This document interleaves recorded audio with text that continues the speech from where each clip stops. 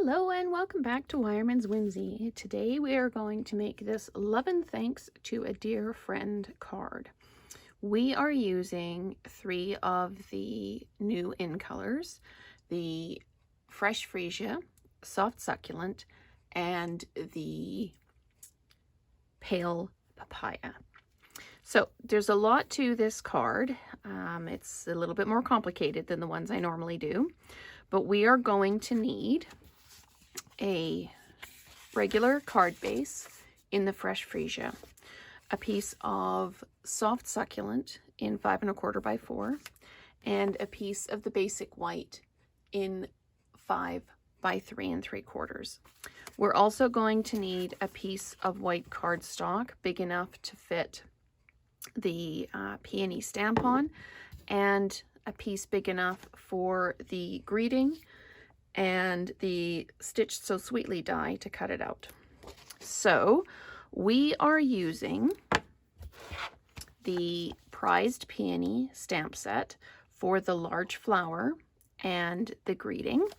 We're going to use the Drybrush Background stamp, and we're using that one at half value. We're also going to use the Painted Texture 3D embossing folder. I don't know if you can really see it well on the card here, but after I stamped it, I embossed it just to give it that little bit of texture in the background. So I don't need to do that. I can put this here and this here. So the first thing we're going to do is we're going to use our Memento Tuxedo Black to stamp the flower and the greeting. Then we're going to stamp the background and run the background through the embossing folder, and that'll give the Memento ink a chance to set. It's pretty much dry right out of the gate, but just give it a minute to set. And then we're going to use the Stampin' Blends in the Soft Succulent Light and Dark and the Fresh Freesia Light and Dark to color the peony in. Now I know that peonies are generally pink or a light pink. They're not generally this lilac-y color. I just really like the color, so being that it's my card and I'm coloring it, I can do what I like. You, of course, as always, can choose to do the cards however you like. I just give you an idea and a guideline, and you can take it in any direction you like. So let's get started. I'm just going to move these off to the side. We are going to take our piece of white cardstock, whether you've still got your stash of Whisper White or whether you're working on the new basic white. Whichever cardstock you have, they're both fabulous. We're going to ink that up really well, and we are going to stamp it down. Now we actually have room on this piece. I do have a spare piece out, but we actually have room on this piece to do the greeting as well. So I'm just going to stamp that down. There we go. So we are finished with Memento ink, and we can just put that off to the side for now. We now need to take our 5 by 3 3/4 piece of the white cardstock, and we are going to use our background stamp and the Pale Papaya. And remember, I said we're using second value, so we're going to ink this up really, really well. Make sure we've got really good coverage. And then we're going to close the ink pad. And we are going to stamp it down. Give it a good press. And then we're going to take our piece of white cardstock. We're going to line this up. Drop the stamp down, give it another good press, and there we go. So we have got the background stamp done. You can see here it looks like it didn't stamp off completely over here. That's okay. You can redo it if you like. Paper has 2 sides. I kind of like the effect on this, and let's see how it looks when we run it through the embossing folder. So I'm going to take my embossing folder. If you're ever not sure which way up to use the folder, the Stampin' Up! Logo is on the top. So, of course, depending on what effect you want, you can use it either way up. But if you're ever not sure, you can use it with the Stampin' Up! Symbol up. So we'll run that through. And then we will take it out. And that you can see the back of it there. I'm trying to tilt it so you can see the detail. And when you turn it over onto the front, it's got really, really good detail.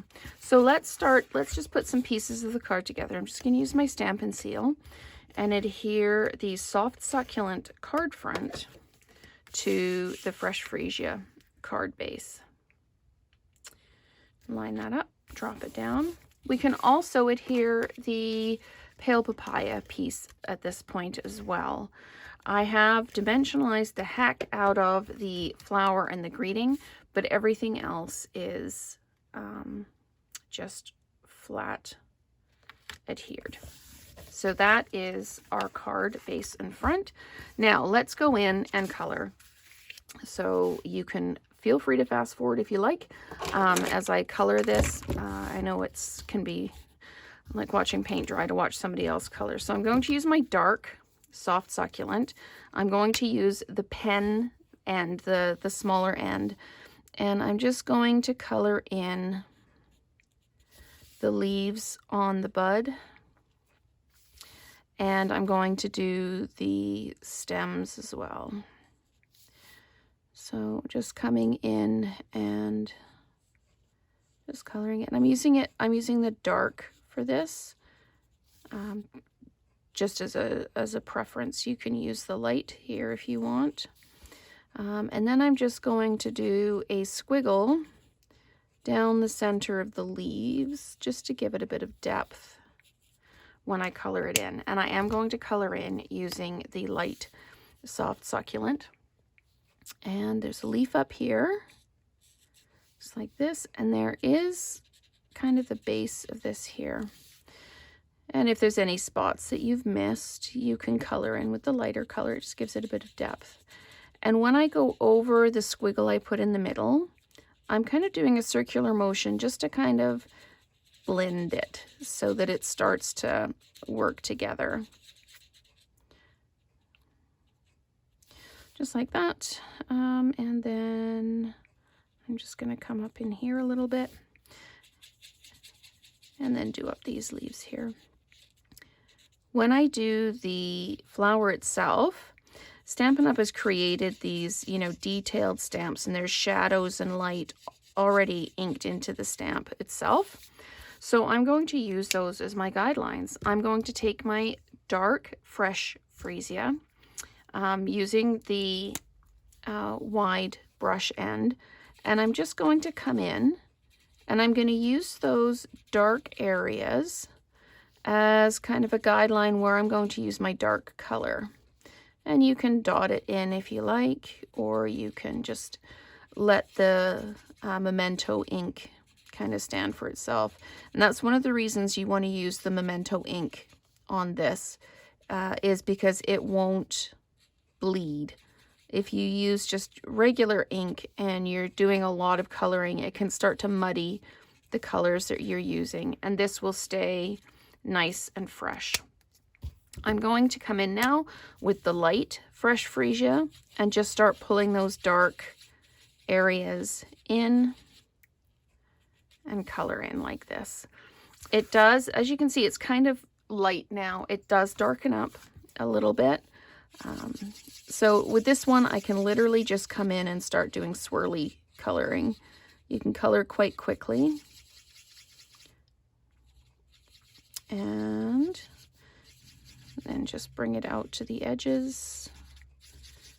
You can come in into the middle. And I quite often come in with the lighter color again afterwards and just add another layer of color in.